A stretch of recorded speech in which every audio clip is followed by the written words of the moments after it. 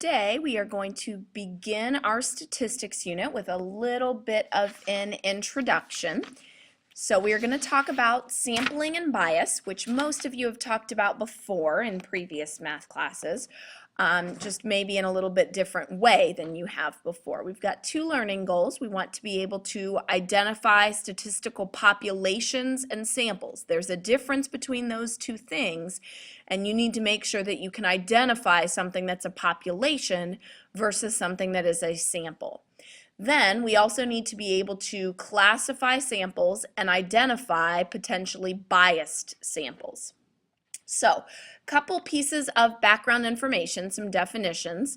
Data is considered information that could be coming in from observations. So you sit and watch something, you observe, that could be data. It could be information that you get from various counts, so counting things, could be taking measurements, or it could be people's responses, asking people questions and recording their responses. Statistics itself is the science of collecting, organizing, analyzing, and interpreting data in order to make decisions. So we're not just doing things with data just for the sake of having things to do with data. We use statistics, hopefully, in order to help us make informed decisions. So, our first learning goal talks about being able to identify statistical populations and samples. A population, by definition, is a collection of all of the outcomes, responses, measurements, or counts that are of interest. So in the randomized activity that we did in class, the population of rectangles was every rectangle that was on that piece of paper that I showed you, because that was all the outcomes, everything that was there. A sample, by definition, is a subset of a population. So one little group from the population. Now, we have various types of samples. First is a simple random sample. And this is when you have members of your subset group that are chosen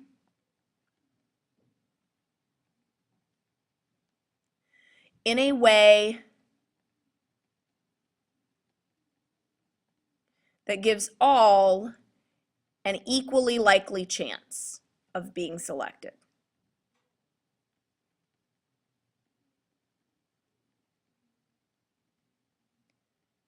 So members are chosen in a way that gives all an equally likely chance of being picked. A systematic sample is when its members are chosen using a pattern.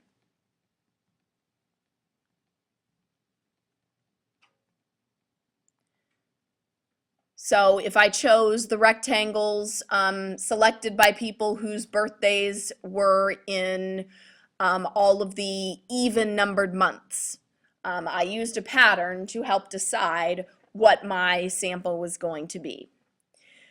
A stratified sample is when you first take the members and divide them into groups. So it's divided into groups.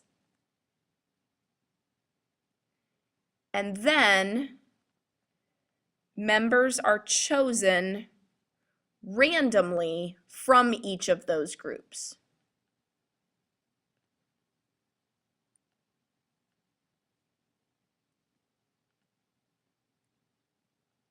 So instead of just picking names out of a hat in the classroom, maybe I divide the classroom into freshmen, sophomores, juniors, and seniors first, and then pick people randomly from each of those groups. That would be an example of stratified. A convenient sample is when your members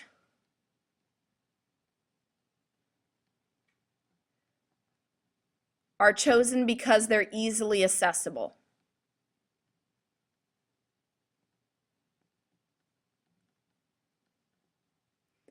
So if you're taking responses from people and you're supposed to ask 5 people a question and record their responses, if you choose all the members of your family, that's a convenient sample because they were easily accessible to you. You didn't have to go out and seek their responses. They were right there, and so you asked them. Our last type of sample is a self-selected sample, and that is when members themselves volunteer to participate. So you're not seeking them out, they volunteer. They seek you out.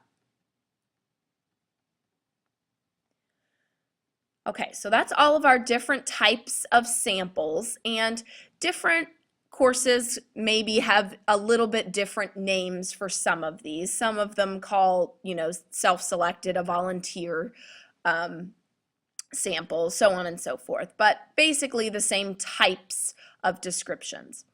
Now, some types of samples are biased, some that are not. A biased sample is any sample that is not representative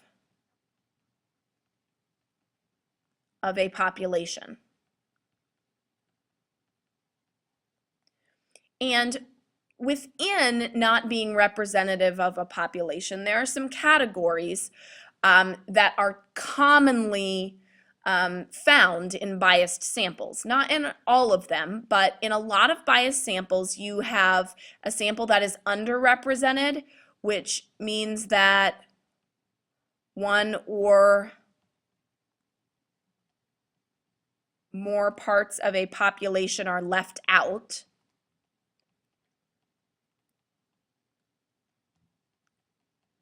Or you can have a biased sample where you have overrepresentation, in which there was greater emphasis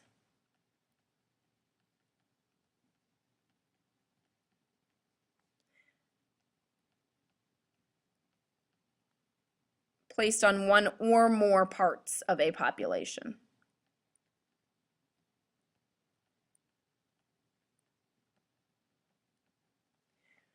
All right, so there is all of our background information. We've got some definitions, we've got some types of samples, and just dividing those down. So what we are now going to do with this information is focus on the learning goals. Can you identify a population versus a sample? That's what we have in example 1. So example 1, determine whether the data set is a population or a sample. So, example 1A, the age of each state governor. So, the question is does it represent all outcomes? Well, if we're trying to figure out age of state governors and we're using each state, that means we're using all of them. So all of the ages of all the state governors. So if we use all of them, then that would be a population. B, a survey of 500 PHSN students. Well, is this all of them? Are there just 500 students in the building? No, there's way more than that. So that means that 500 would only be a subset of the entire body of PHSN students, so that would be a sample. Then finally C, the speed of every 5th car passing a speed trap. Well, the population would be all of them, and this isn't all of the cars passing a speed trap, it's just every 5th. So this is also a sample because it doesn't include all. All right, example 2, classify the sample. So that means we are saying, is it simple random? Is it systematic? So on and so forth. So A, every 5th teenager entering a concert is checked for possession of drugs. So the sample is every 5th teenager. The population that goes with that is all teenagers. So what we've done here, if we're taking every 5th, it's definitely not simple random. Systematic says we're using a pattern. If we're selecting every 5th, that is what we are doing. We are using a pattern of every 5th teenager in order to decide our sample. So that's systematic. We're following a pattern. B, a lobbyist for a major aerospace firm assigns a number to each legislator and then uses a computer to randomly generate 10 numbers. The lobbyist contacts the legislators corresponding to these numbers. So every legislator was assigned a number, and then we randomly generated 10 numbers. So there's no pattern there. The computer could pick anything. We didn't divide the legislators into groups like males and females or any of that first. So this would be simple random.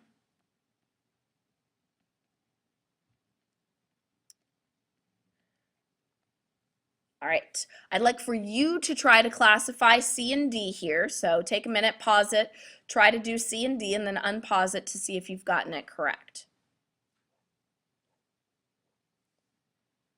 All right, C says to avoid working late, the quality control manager inspects the last 50 items produced that day.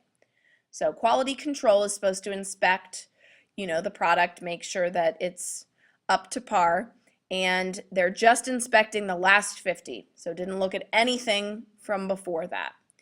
Hopefully you decided that this is a convenient sample because it is easier for the quality control manager to just look at those 50 quickly instead of going to different groups, some from the beginning, some from the middle, some from the end, to check all of them and get a better representative sample. So this one is a convenient sample. It was more convenient for the manager to do it that way than another. D, a market researcher randomly selects 200 drivers under 30 years of age and 200 drivers over 30 years of age.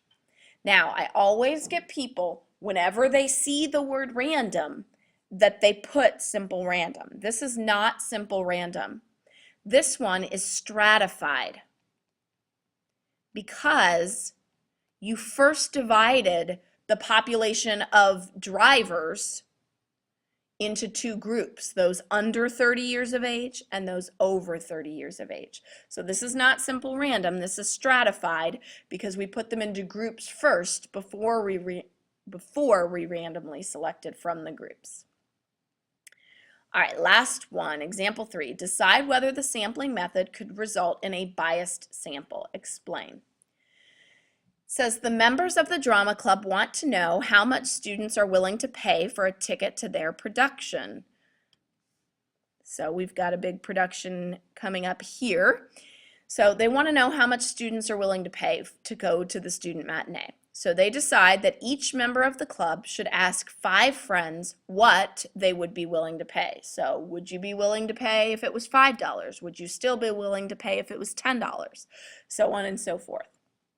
So read through it again, decide if you think that the sampling method is going to be biased. Again, think about what biased means, meaning not representative of the entire population. And the population would be all students at our school. So pause it for a second, come up with a response, and then unpause to see if you are correct. All right, so this has 2 parts to the question. Decide whether the sampling method could result in a biased sample. Yes. This is a biased way to conduct research and statistics. The reason is because what you've done here, if all you're asking is that each member should ask 5 of their friends what they are willing to pay, this is a convenient sample.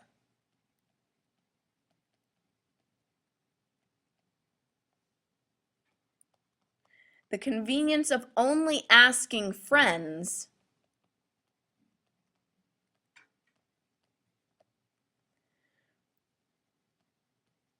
underrepresents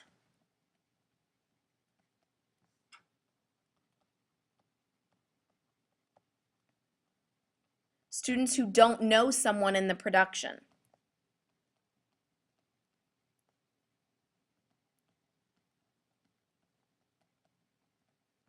And it serves to reason that students who have a friend that is in the production are probably more likely to pay money to see their friend in the production than someone who doesn't know anyone in it. So yes, this would be a biased sample. The convenience of only asking friends underrepresents the students who don't know people in the production, and obviously also overrepresents those who are friends with someone in the play. So if we go back and we look at our various types of samples, generally, and not always, nothing is always 100%, but generally, the first three types of samples are typically unbiased. These types of samples most often produce results that are representative of the entire population. These two at the end, convenience and self-selected, typically are biased because usually they over or underrepresent certain parts of the population.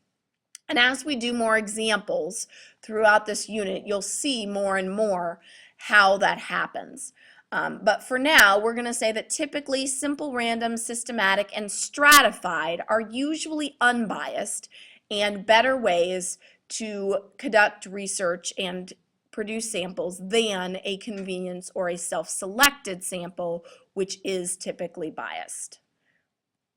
All right, so that is our intro to statistics. Do it for the Vine.